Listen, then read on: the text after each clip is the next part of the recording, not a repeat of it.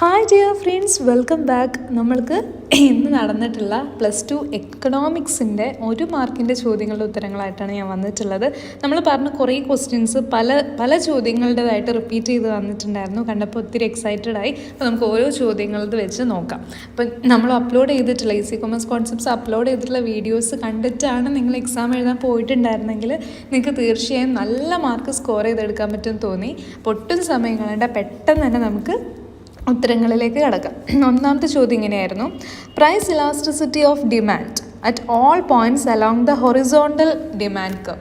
അതായത് horizontal demand കർവിലാണ് price ഇലാസ്റ്റിസിറ്റിയുടെ വാല്യൂ വരുന്നതെങ്കിൽ, ഈ രീതിയിലാണ് വരുന്നതെങ്കിൽ എന്തായിരിക്കും ഡിമാൻഡ് കർവ്, അല്ലെങ്കിൽ ആ ഒരു പ്രൈസ് ഇലാസ്റ്റിസിറ്റി എന്തായിരിക്കും എന്നാണ് ചോദിക്കുന്നത്. അപ്പോൾ ഈ രീതിയിലാണ് വരുന്നതെങ്കിൽ പ്രൈസ് ഇലാസ്റ്റിസിറ്റി എന്ന് പറയുന്നത് ഇൻഫിനിറ്റിയാണ്. ഇൻഫിനിറ്റി എന്നാണ് നമ്മൾ പഠിച്ചിട്ടുള്ളത്. അപ്പോൾ ഓപ്ഷൻ ബി ഇൻഫിനിറ്റി ആണ് ഇതിൻ്റെ റൈറ്റ് ആൻസറായിട്ട് വരുന്നത്. ക്ലിയർ അല്ലേ?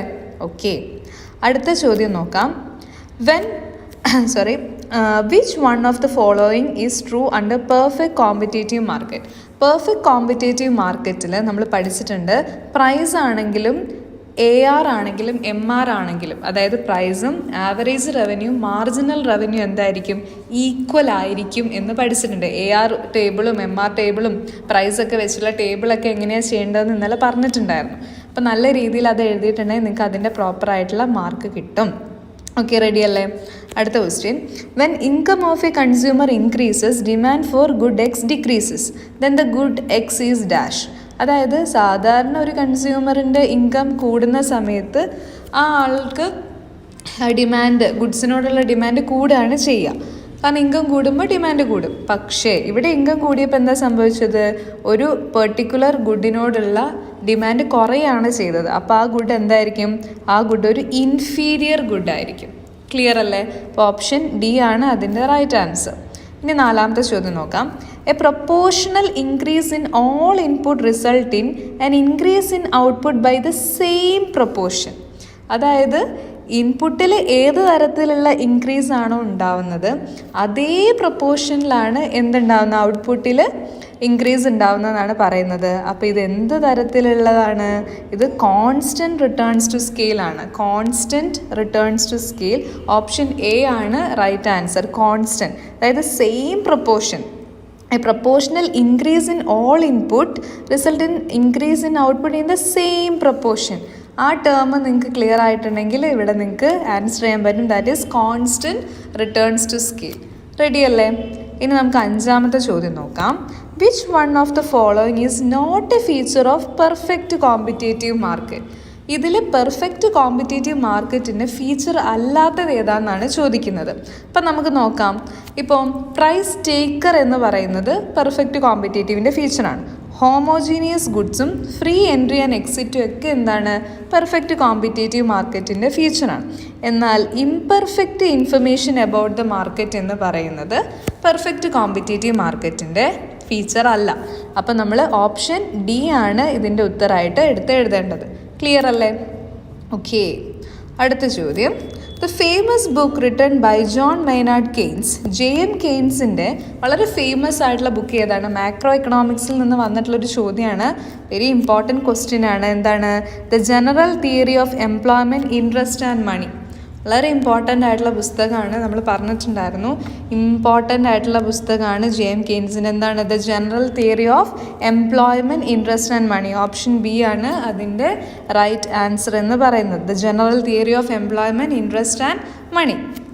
ഓക്കെ, ഇനി നമുക്ക് ഏഴാമത്തെ ചോദ്യം നോക്കാം. Selling of bonds issued by government in the open market result in dash. അതായത് ഗവൺമെൻറ് എന്താണ്? ഇഷ്യൂഡ് ബൈ ഗവൺമെൻറ് ഇഷ്യൂ ചെയ്തിട്ടുള്ള ബോണ്ട്സ് ഓപ്പൺ മാർക്കറ്റിലേക്ക് സെല്ല് ചെയ്യുക എന്ന് പറയുന്നത് എന്തിന് റിസൾട്ട് വെക്കും എന്നാണ് ചോദിക്കുന്നത്. അപ്പോൾ മാർക്കറ്റിലേക്ക് ബോണ്ട് സെല്ല് ചെയ്ത് കഴിയുന്ന സമയത്ത് ആളുകൾ അതെന്ത് ചെയ്യും? വാങ്ങിക്കും അല്ലേ? അപ്പോൾ വാങ്ങിക്കുമ്പോൾ അവരുടെ കയ്യിലെ പണം എങ്ങോട്ട് പോകും? RBIയുടെ പാർട്ടിലോട്ട് പോകും. അപ്പോൾ അവരുടെ കയ്യിൽ പണം കുറയും. അപ്പോൾ അതെന്തിലേക്ക് നയിക്കും? Contraction of money supply contraction ആവുകയാണ് ചെയ്യുന്നത്. Okay, selling of bonds issued by the government in the open market result in contraction of money supply. Money supply കുറയ്ക്കാൻ വേണ്ടിയിട്ടാണ് ഇത്തരത്തിലുള്ള ബോൺസ് ഒക്കെ സെല് ചെയ്യുന്നത്. ക്ലിയർ അല്ലേ? Option C correct answer. അടുത്ത ചോദ്യം, എക്സാൻഡേ കൺസംഷൻ മീൻസ്, എക്സാൻഡേ കൺസംഷൻ എന്ന് പറയുന്നത് പ്ലാൻഡ് കൺസംഷൻ എക്സ്പെൻഡിച്ചർ ആണ് കേട്ടോ. പ്ലാൻഡ് കൺസംഷൻ എക്സ്പെൻഡിച്ചർ ആണ് എക്സാൻഡേ കൺസംഷൻ എന്നതുകൊണ്ട് ഉദ്ദേശിക്കുന്നത്. റെഡി? 9th ക്വസ്റ്റ്യൻ നോക്കാം. Money supply in India regulated by, ഇന്ത്യയിലെ മണി സപ്ലൈ റെഗുലേറ്റ് ചെയ്യുന്നത് ആരാണ്? അതിൻ്റെ റൈറ്റ് ആൻസർ എന്ന് പറയുന്നത് reserve Bank of India, RBI ആണ് ഇന്ത്യയിലെ മണി സപ്ലൈ റെഗുലേറ്റ് ചെയ്യുന്നത്. ക്ലിയർ അല്ലേ? ഇപ്പോൾ ഓപ്ഷൻ ഡി ആണ് ശരിയായ ഉത്തരം. ഇനി നമുക്ക് 10ാമത്തെ ചോദ്യത്തിലേക്ക് കിടക്കാം. ഈ ഒരു സെഷനിലെ അവസാനത്തെ ചോദ്യമാണ്, production function means. Production function എന്നതുകൊണ്ട് എന്താണ് ഉദ്ദേശിക്കുന്നത്? പ്രൊഡക്ഷൻ ഫങ്ഷൻ എന്നതുകൊണ്ട് ഉദ്ദേശിക്കുന്നത് the relationship between input and output. ഇൻപുട്ടും ഔട്ട്പുട്ടും തമ്മിലുള്ള റിലേഷൻഷിപ്പാണ് എന്ത്? പ്രൊഡക്ഷൻ ഫങ്ഷൻ എന്നതുകൊണ്ട് ഉദ്ദേശിക്കുന്നത്. ക്ലിയർ അല്ലേ? ഓപ്ഷൻ ബി ആണ് റൈറ്റ് ആൻസർ. റെഡി? അങ്ങനെ മൊത്തം നമുക്ക് 10 ചോദ്യങ്ങൾ ഉണ്ടായിരുന്നു. 10 എണ്ണം നിങ്ങൾ എഴുതണ്ട, ഏതെങ്കിലും 8 എണ്ണം മാത്രമേ എഴുതിയാൽ മതി. അപ്പോൾ 8 എണ്ണത്തിന് നിങ്ങൾക്ക് 1 മാർക്ക് വെച്ച് 8 മാർക്കാണ് ഈ ഒരു ഫസ്റ്റ് പാർട്ടിൽ നിന്ന് നമുക്ക് കിട്ടും. ഒരു essay ക്വസ്റ്റ്യൻ്റെ മാർക്ക് തന്നെ കിട്ടും അല്ലേ?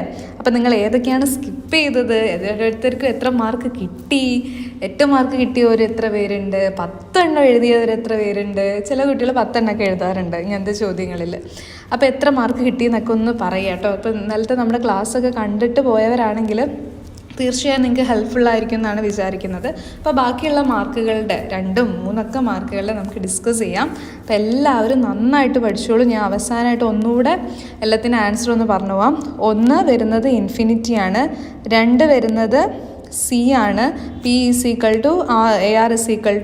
ആണ്, 3ാമത്തത് വരുന്നത് ഇൻഫീരിയർ ഗുഡ് ആണ്, 4 വരുന്നത് കോൺസ്റ്റൻറ്റ് റിട്ടേൺസ് ടു സ്കെയിൽ ആണ്, 5 വരുന്നത് imperfect information about the market ആണ്, 6 വരുന്നത് general theory of employment interest and money, 7 വരുന്നത് കോൺട്രാക്ഷൻ ഓഫ് മണി സപ്ലൈ, 8 വരുന്നത് planned consumption expenditure, 9 Reserve Bank of India, 10 relationship between input and output.